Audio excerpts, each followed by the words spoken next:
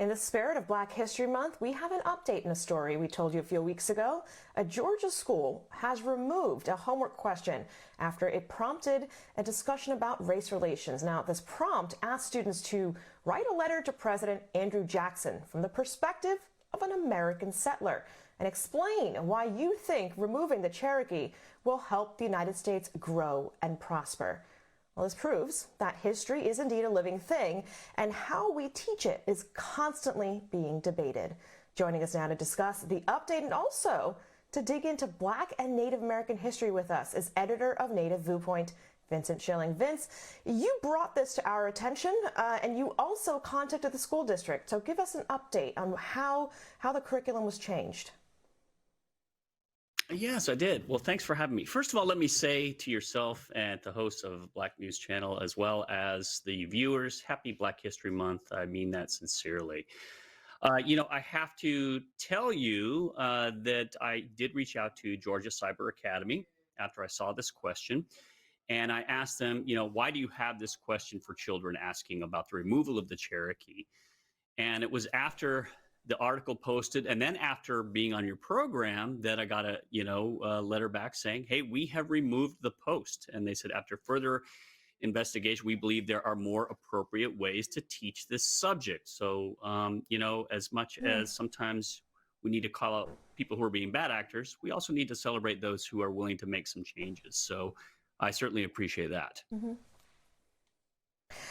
That was a significant moment in Native American history when the Cherokee went on the forced march, the Trail of Tears, and were moved all the way out west, away from their native lands. And there's been a long history of Black and Indigenous mixing, to the point where even my family says that they've got some Cherokee blood in them. Talk a little bit about the origins of that connection between the two communities.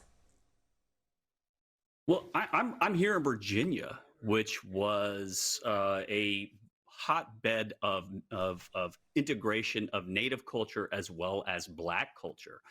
Here in Virginia, as a matter of fact, there is the Wayanoke Association, which is the Black Indian organization, who estimate that here, especially even in Virginia, that 85% of Black residents are also Native.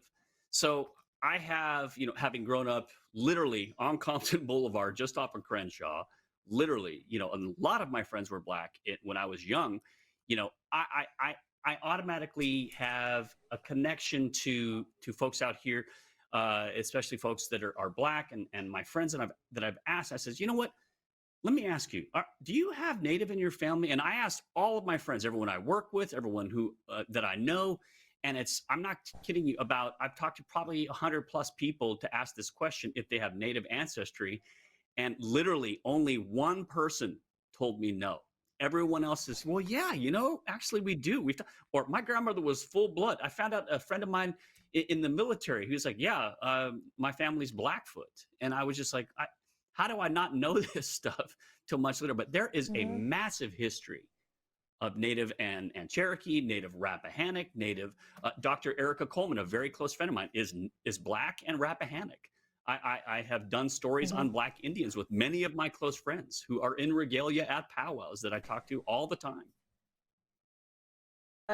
Is some of that brought forward in the modern context because of the relationship between police and Indigenous and police and Black communities? Is that some of that connection now? I think so. Absolutely. I really, really think so. And the very first time, as a matter of fact, when I came on the show and I was talking with you and Mr. Wright about this culture of the police states and the Black Lives Matter movement, as well as the Native lives, and I actually said on this program, I said, I have to tell you from an Indigenous perspective, thank you to the folks of the Black Lives Matter movement, because there was such support for the Indigenous community by the Black Lives Matter community against all these things that are happening, that statues began falling. As a matter of fact, I just wrote a story today about a statue being pulled down in Vancouver. So yes, there is a massive connection between the connectivity with police and Indigenous culture and police Black culture. Natives statistically are actually killed at a higher rate than any other ethnicity by the police. Mm-hmm. Mm-hmm. What is something that you would like to leave our viewers with, a nugget of information that we might not have known about our own history? In my view, having done as much research as I have over the years of Black and Native history, I think that Black Native history is one of the biggest unwritten histories in American history.